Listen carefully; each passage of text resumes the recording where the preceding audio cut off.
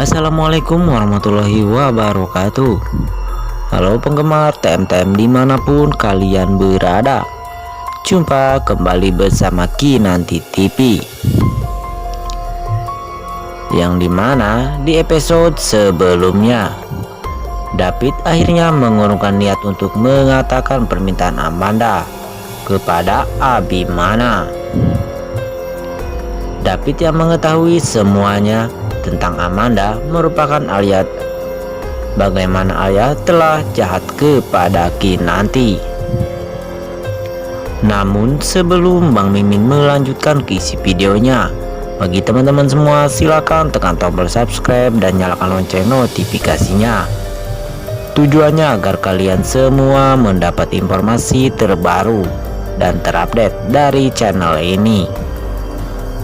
Dan usahakan ya guys, tonton videonya sampai selesai agar tidak terjadi kesalahpahaman.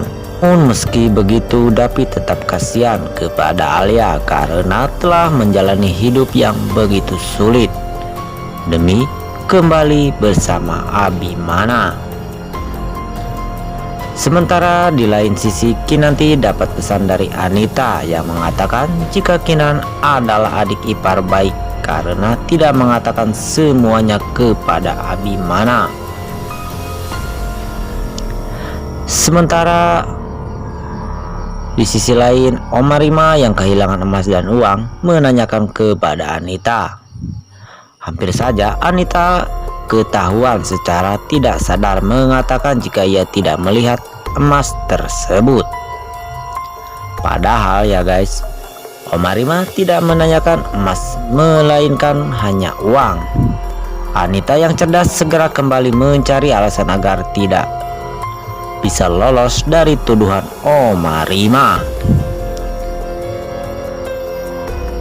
Di sisi lain, Kinanti yang kehilangan mood setelah mendapat pesan dari Anita memilih masuk kamar mandi dengan alasan kepada Abimana jika perutnya sakit. Di dalam kamar mandi, Kinanti menelpon David menanyakan kabar Alia yang sempat ingin kabur dari rumah sakit. David mengatakan bahwa semua baik-baik saja meski sebelumnya ia juga ingin melakukan bunuh diri. Anita yang merasa terdesak setelah Oma Rima menanyakan uang dan perhiasannya segera mencari cara untuk menyingkirkan hasil rampok anaknya itu dengan membuang.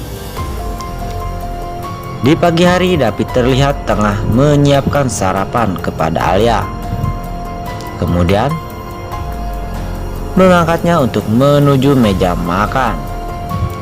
Di sini David terlihat begitu tulus merawat Alia, meski ia tahu jika wanita itu tidak akan bisa memilihnya karena hatinya hanya untuk Abimana. Di adegan berikutnya, Reno dan Anita kembali membicarakan Kinanti yang tidak akan berbicara kepada Abimana, sehingga posisi mereka berdua akan tetap aman. Nah, pada saat David dan Amanda sarapan, wanita yang mendambakan Abimana ini terus memandangi David yang begitu tulus kepadanya.